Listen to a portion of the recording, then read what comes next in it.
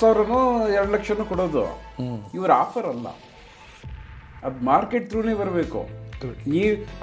ಏನೋ free book ಕೊಡ್ತೀವಿ, ಯಾವನಿಗೆ ಬೇಕ್ರಿ ಆ ಬುಕ್ಕು? ನಾನು ಮಾಡಬೇಕು ಅಂತ ಇದ್ದ ತಕ್ಷಣ ನನಗೆ ಆಗಿಲ್ವಲ್ಲ ಅನ್ನೋದೇ ಜಾಸ್ತಿ ಕೊರ್ಗಿರೋದು. ಕರೆಕ್ಟ್ ಅಲ್ಲ? ಆ ಥರ ಯಾರ್ಯಾರು ನಿನಗೆ ದುಡ್ಡು ಬಂದ್ಬಿಡುತ್ತೆ, ಹಿಂಗೆ ಬಂದ್ಬಿಡುತ್ತೆ, ಲಕ್ಷ ಬಂದ್ಬಿಡುತ್ತೆ, ಕೋಟಿ ಬಂದ್ಬಿಡುತ್ತೆ ಅಂತ ಹೇಳೋದೊಂದು ಲಿಸ್ಟ್ ಇಟ್ಕೊಡಿ ಸರ್. ಈ ಥರ ಟೆಸ್ಟ್ ಮಾರ್ಕೆಟಲ್ಲಿ ಟ್ರೈನಿಂಗ್ಗಳು, ವೆಬ್ಸೈಟ್ಗಳು, ನಾವು ಟ್ರೈನರು, ನಮ್ಮದು ವೆಬ್ಸೈಟ್ ಎಲ್ಲ ಮೋಸ್ಟ್ಲಿ ಇದನ್ನೆಲ್ಲ ಉಪಯೋಗಿಸಿದ್ರೆ ಅಷ್ಟು ನನಗೆ 10 ಪಟ್ಟು ಬಂದ್ಬಿಡ್ತೀನೋ, 10,000 ಬಂದಿದ್ದ ಜಾಗದಲ್ಲಿ 50,000 ಬಂದ್ಬಿಡ್ತೀನೋ, ಲಕ್ಷ ಬಂದ್ಬಿಡ್ತೀನೋ ಒಂದು ಆಸೆ ಕ್ರಿಯೇಟ್ ಆಗೋದು.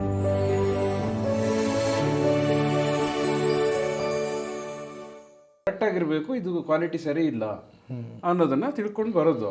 ಅದನ್ನ ಬಿಟ್ಟು ಬೇರೆ ಏನೋ ಇದೆಯಾ? ನನಗೆ ಗೊತ್ತಿರೋದು ಒಂದಿದೆ, ನಾನು ಬುಕ್ ಬರೆದಿದ್ದೆಲ್ಲ ಒಂದು ಕೋಟಾ ನೋಟು ರಹಸ್ಯಗಳು. ಹೌದು, ಅದರಲ್ಲಿ ನನಗೆ ಗೊತ್ತಿದೆ ಏನಪ್ಪ ದುಡ್ಡು ಡೈರೆಕ್ಟ್ ಆಗೋದು. ನೀನು ಅದೇ ಮನಿ ಡಬ್ಲಿಂಗ್, ನೀನು 1 ಲಕ್ಷ ಕೊಟ್ಟರೆ ನಾನು 3 ಲಕ್ಷ ಕೊಡ್ತೀನಿ. ಅವ್ನು ಓಪನ್ ಆಗಿ ಹೇಳ್ಬಿಟ್ಟು ಕೊಡ್ತಾ ಇದ್ದೀನಿ ನಾನು ಕೋಟಾ ಕೊಡ್ತೀನಿ ಅಂತ. ಹೌದು, ಅದು ಮೋಸನೇ.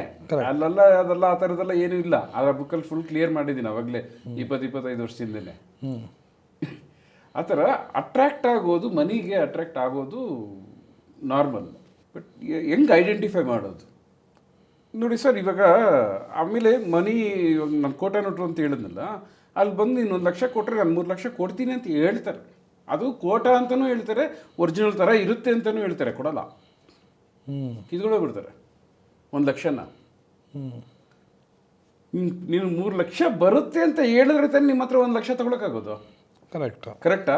ಆ ಥರ ಸ್ಟಾಕ್ ಮಾರ್ಕೆಟಲ್ಲಿ ನಿನಗೆ 5 ಪಟ್ಟು ಕೊಡ್ತೀನಿ, ಇವನು ಆಲ್ರೆಡಿ ಸ್ಟಾಕ್ ಮಾರ್ಕೆಟಲ್ಲಿ ಎಷ್ಟು ದುಡ್ಡು ಬರುತ್ತೆ ಅಂತ ಗೊತ್ತಾಗ್ಬಿಟ್ಟಿರುತ್ತೆ. 5 ಪಟ್ಟು 10 ಪಟ್ಟು ಕೊಡ್ತೀನಿ ಅಂದಾಗ ತಾನೇ ನಿಮ್ಗೆ ಬರೋದು, ಅಲ್ಲಿ ಅಟ್ರಾಕ್ಟ್ ಆಗೋದು. ಅವನಿಗೆ ಒಂದು ಪಟ್ಟಲ್ಲಿ 100 ರೂಪಾಯಿ ಅವ್ರಿಗೆ ಸಿಗುತ್ತೆ ಅಂತ ಇಟ್ಕೊಳ್ಳಿ ಸರ್. ಬ್ರೋಕರೇಜು ಇಲ್ಲ ಕಮಿಷನ್ನು ಏನೋ ಒಂದು ಸಮಥಿಂಗು. ಅವ್ರಿಗೆ 5 ಪಟ್ಟು ಕೊಟ್ಟಾಗ ಅವ್ರಿಗೆ 500 ರೂಪಾಯಿ ಸಿಗ್ತಾವೆ. ಅವ್ರು 500 ರೂಪಾಯಿ ಬೇಕಷ್ಟೆ. ಓಕೆ, ನಿಂದು ಎಷ್ಟು ಆಗುತ್ತೆ ಅದೆಲ್ಲ ನಿಮ್ಮನೆ ಬರ. ಇದು ಸ್ಟಾಕ್ ಮಾರ್ಕೆಟಲ್ಲಿ ಇವ್ರ ಜೊತೆಯಲ್ಲಿ ಇವರು ಹಿಂಗೆ ಇದು ಮಾಡುವಾಗ ತುಂಬ ಜಾಗ ಇದೆ ಅಟ್ರಾಕ್ಟ್ ಆಗುವಂಥದ್ದು. ಹೆಂಗೆ ಐಡೆಂಟಿಫೈ ಮಾಡೋದು ಅಂತ ಕೇಳಿದಾಗ, ಈಗ ನೋಡಿ ನೀವು ಇದು ಯೂಟ್ಯೂಬ್ ಏನೋ ಹೇಳಿದ್ರಲ್ಲ, ಯೂಟ್ಯೂಬು ಮತ್ತು ಬೇರೆ ಸ್ಟಾಕ್ ಮಾರ್ಕೆಟಲ್ಲಿ ಟ್ರೈನಿಂಗ್ಗಳು, ವೆಬ್ಸೈಟ್ಗಳು, ನಾವು ಟ್ರೈನರು, ನಮ್ಮದು ವೆಬ್ಸೈಟ್ಗಳಿರುತ್ತೆ. ಅದರಲ್ಲಿ ಟೆಸ್ಟಿಮೋನಿಯಲ್ ಅಂತ ಹಾಕ್ತಾರೆ. ನೋಡಿ, ಆ ಟೆಸ್ಟಿಮೋನಿಯಲ್ ಬಂದಿದ್ದು ಮಲ್ಟಿ ಲೆವೆಲ್ ಬಿಸ್ನೆಸ್ ಏನದು ಮಾರ್ಕೆಟಿಂಗ್ಗೆ. ಕರೆಕ್ಟಾ? ಅದನ್ನು ತಂದು ಇಲ್ಲಿ ಇವ್ರು ಟ್ರೈನಿಂಗ್ ಬಿಸ್ನೆಸ್ಗೆ ಹಾಕೊಂಡ್ಬಿಟ್ರು. ಟೆಸ್ಟಿಮೋನಿಯಲ್ ಕೊಡಬೇಕು, ಅದು ಕೊಡಬೇಕು, ಅವ್ರ ಬಿಸ್ನೆಸ್ ನೆಸ್ಕೊಂಡು ಇಲ್ಲಿ ಹಚ್ಕೊಂಡ್ಬಿಟ್ರು.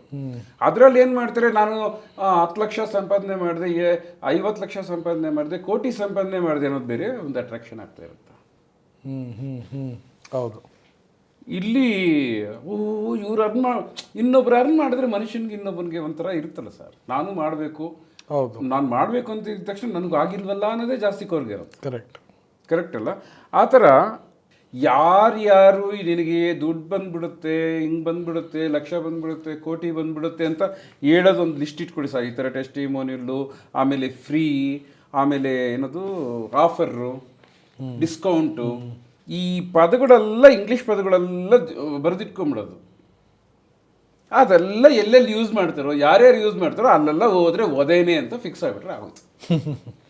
ಈಸಿ ವೇ ಅದೊಂದೇ ಇರೋದು. ಅದು ನಾನೇ ಮಾಡಿದ್ರು ಒದೇನೆ ಗ್ಯಾರಂಟಿ. ನಾನು ದುಡ್ಡು ಮಾಡ್ಕೊಳಕ್ಕೆ ಅದು ಮಾಡ್ತಾ ಇದ್ದೀನಿ. ಸ್ಟಾಕ್ ಮಾರ್ಕೆಟಲ್ಲಿ ಇರೋದು ಒಂದು, ಅಲ್ಲಿ ಡೈರೆಕ್ಟಾಗಿ ಮನಿ ಇರೋದು. ಅಲ್ಲಿ ಸ್ಟಾಕ್ ಮಾರ್ಕೆಟ್ ಕೊಡೋ ಮನಿನ ಫಸ್ಟ್ ಹೇಳಪ್ಪ, ನೀನು ಆಫರ್ ಆಮೇಲೆ ಮಾಡೋಣ. ಕರೆಕ್ಟ್. ಮಾರ್ಕೆಟಲ್ಲಿ ಮಾತ್ರ ನಿನಗೆ 10 ಲಕ್ಷನೋ 10,000ನೋ 2 ಲಕ್ಷನೋ ಕೊಡೋದು. ಇವ್ರ ಆಫರ್ ಅಲ್ಲ, ಅದು ಮಾರ್ಕೆಟ್ ಥ್ರೂನೇ ಬರಬೇಕು.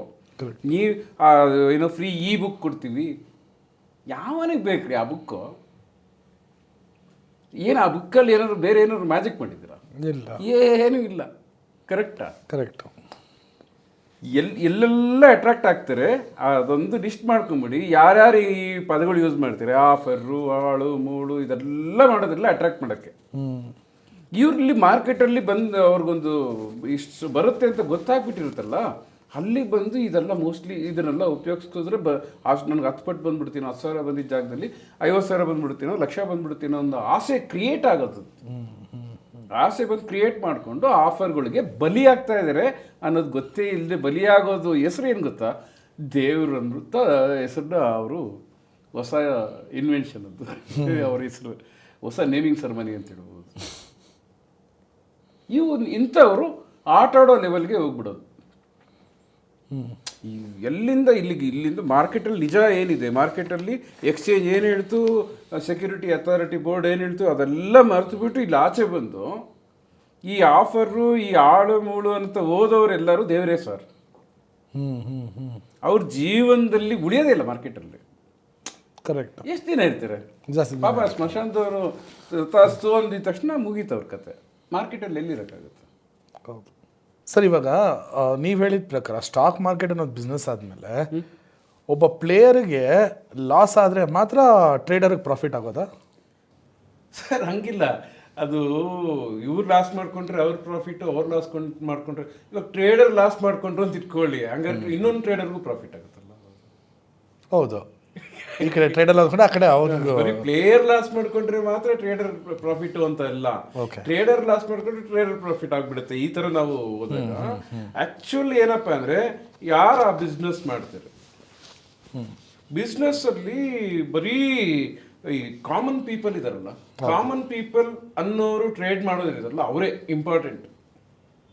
ನಿಮ್ಗೆ ಅರ್ಥ ಆಯ್ತಲ್ಲ? ಅದು ಬಿಟ್ಟು ದೊಡ್ಡ ದೊಡ್ಡ ಕಂಪನಿಗಳೆಲ್ಲ ಇದೆ ಟ್ರೇಡಿಂಗ್ ಅಲ್ಲಿ.